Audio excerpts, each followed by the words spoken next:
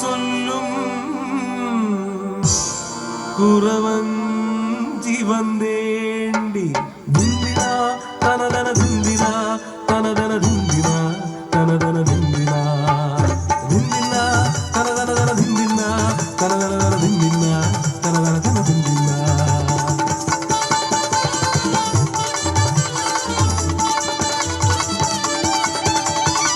கதை சொல்லும் காவேரி குளிர் கொண்ட காவேரி,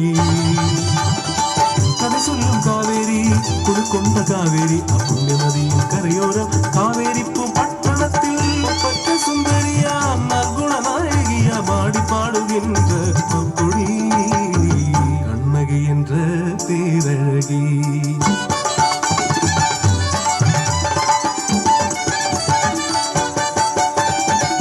அப்பனும் அம்மைக்கும் செல்ல பிள்ளை, நாட்டுக்கும் வீட்டுக்கும் குலவிளக்கு, கல்யாண பருவம் நேரிய பெண்ணை கோவலர் ஒரு நாள் தாலி போட்டான்.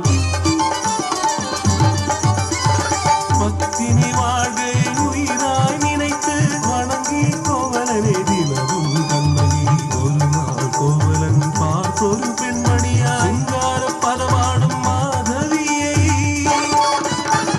வசீகர ரூபிணி மாதவி நൃത്തம் கண்டு,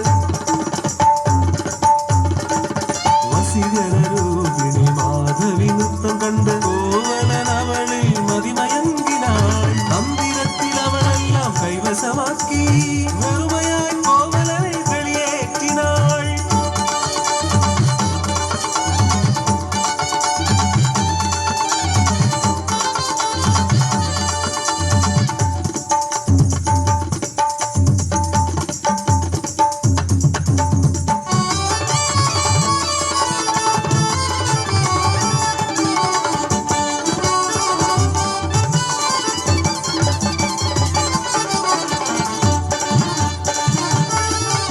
விபச்சாரி போலும் கைவிட்ட கணவனை கடவுளாய் கண்டு வணங்கினான் கண்ணகி.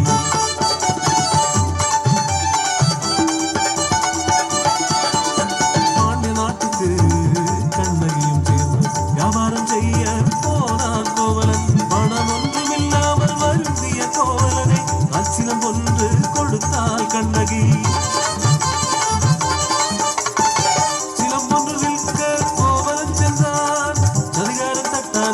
கண்ணில் பெட்டான், கள்வனாக்கி கோவலனை அரசன் முன் விட்டான். கோபம் கொண்ட பாண்டியன் தட்டானி வாக்கு கேட்டு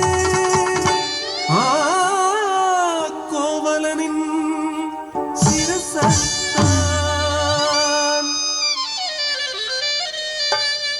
கதகிட்ட கண்ணகி ஒரு கொண்ட கண்ணகி பத்ர காளியாய் மாறி ஆலனை விளைக்கின்ற கொடுங்காற்று போலவள் பாண்டியனின் கொட்டார வாயில் சென்றாள்.